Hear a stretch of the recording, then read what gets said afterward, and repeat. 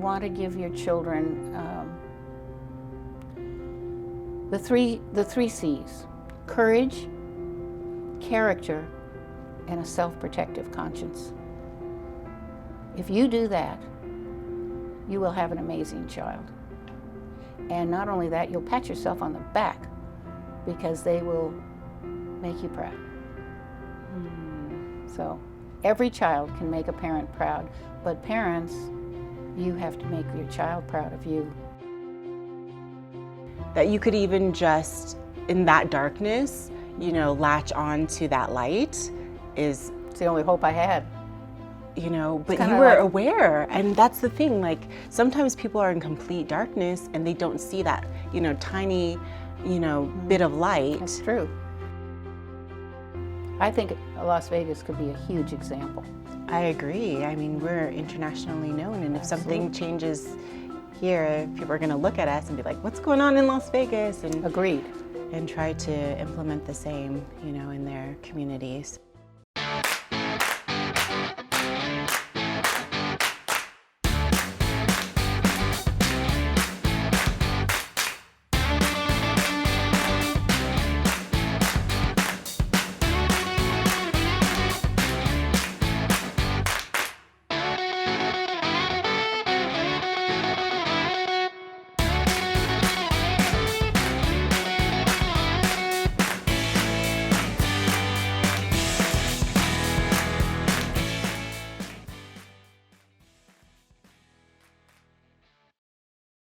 Can you tell us maybe what are some action steps that parents can take, maybe just a few things that they can do right now to help their children, you know, and prevent and go in the right direction?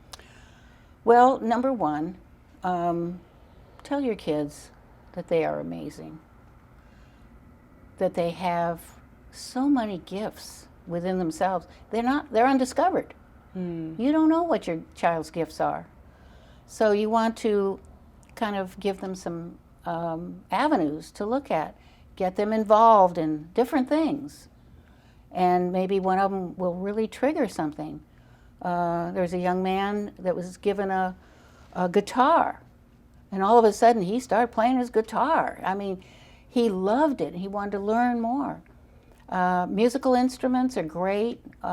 Expose them to different things. Take them, you know, a lot of our places are not expensive. You might not have money, but there are things out there. You can take a bus, take your children to different events.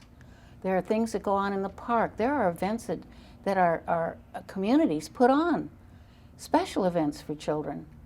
And watch them, see how they react. How do they interact with other people? One of the things I do in empowerment parenting is give kids the tools to evaluate their friends. You know, is this a happy friend? Is this a friend that's going to pick me up? Or is this one that's going to pull me down? What do I look for in a friend? What do I look for in my life?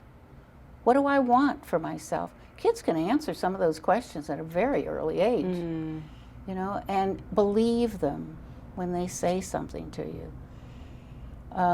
But don't lead them. Don't lead them. Let them come up with their own thoughts. It makes me very sad to see parents that have split, divorced, and they're leading their kids into saying things about their spouse that's negative, and maybe abuse and so forth. That's very sad. A child needs both their parents. Anger is the worst thing you can do for yourself. Anger can turn into revenge, and I address that in the book, how to handle your anger, because we got an awful lot of people that don't know how to handle their anger. And it's basically they have unmet issues from their past. If you see people screaming on television and yelling, what you're looking at is someone that has issues of their own.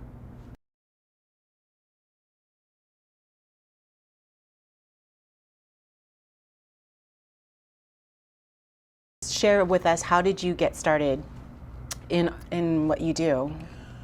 Well, it started for me in my community of 17,500 people. We were an unincorporated community. That meant we were a volunteer community. We didn't have a mayor. We didn't have any city council. We were unincorporated, so we were covered by the sheriff's department. So we had 1.5 police officers for the whole area, and we had a crime wave. Well, at first we were going, oh my gosh, we need more cops. And we did hire, so we had 2 cops, and we decided to do a program called the Neighborhood Responsibility Program. And we went out to neighbors, people that we knew, and we said, you have to take charge of your own neighborhood safety because we don't have the manpower. Well, everybody's kind of going, why don't we have cops here? We need 20 cops. Mm-hmm. And we said, well, that's not going to happen. So in the meantime, we've got to organize and work together. So within 2.5 years of going out and working with the 2 police officers we had, they would give specific data, and half of our problem were our own children. And that's true in any community because, as I said, that's the peak age is 16 for burglaries, 18 for violent behavior. And it drops down from there, but half of it was our own kids. As a result of our neighborhood responsibility program, we reduced crime 48% within 2.5 years. Well, at that time, we got lots of publicity, and we got people very interested. How did you do that? You don't even have a police department, because everybody thought, hey, it's up to the cops. Well, we got so many inquiries that we wrote this book, Alternative to Fear, which is on our website, by the way. The whole book, you can read it.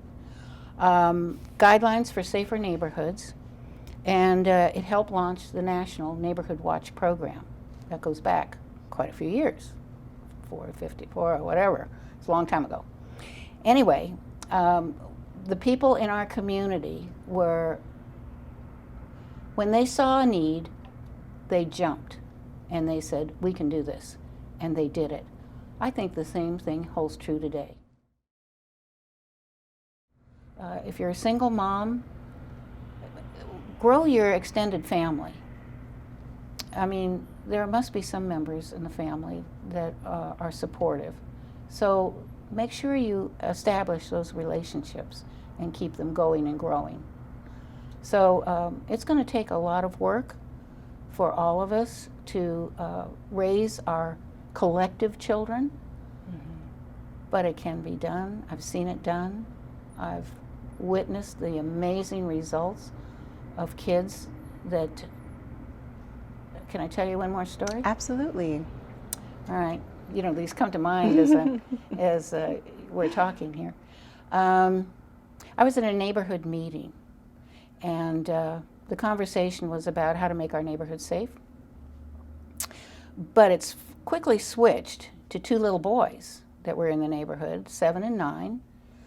And they were vandalizing, they were knocking down mailboxes, they were pulling up flowers. They were just driving everybody crazy.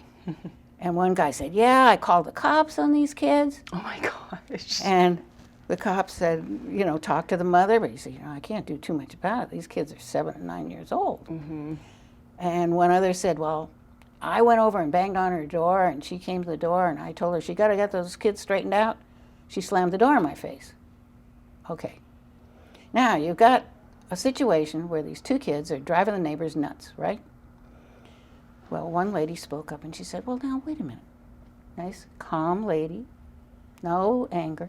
She said, yes, I've seen these problems. And she said, why don't we try something different? How about if a couple of us that are tactful, she didn't say that, but she was intimating that somebody with a calm demeanor go over and talk to the mother and tell her, we're not there to accuse you, we're there to help you. We see the kids are having some problems, how can we help? So they went over, and at first the mother was very defensive. Mm-hmm. And then they told her that, we're not here to blame. Maybe you need some help, or what can we do to assist? Well, they were sitting on the couch, and the mother burst into tears. She said her husband had been arrested. He was in jail. He was going to prison. The boys were very angry, and they were acting out, and she said, I can't get control of them. I just can't. Well, as a result of the conversation, the neighbors decided to adopt the boys and include them in their outings with the kids, their kids, and take the boys with them one at a time or different age groups. So they made a plan. And 10 years later, I ran into this mother. And I said, I remember you. And I said, how are the boys doing? I said, we were in that neighborhood. She said, oh, yes. She said, I could not have done it without my neighbors. They were my lifesaver. She was just beside herself. And she gave me a big hug, and she said, that was the best thing that ever happened to me, was the neighbors. So one boy was in junior college, and the other boy was doing great in high school. She said that wouldn't have happened without them. Yeah, they probably would have been in juvenile detention. They would have. They would have had, some records. Yeah, they could have gone down a very different path. Definitely. And they were headed that way. Yeah.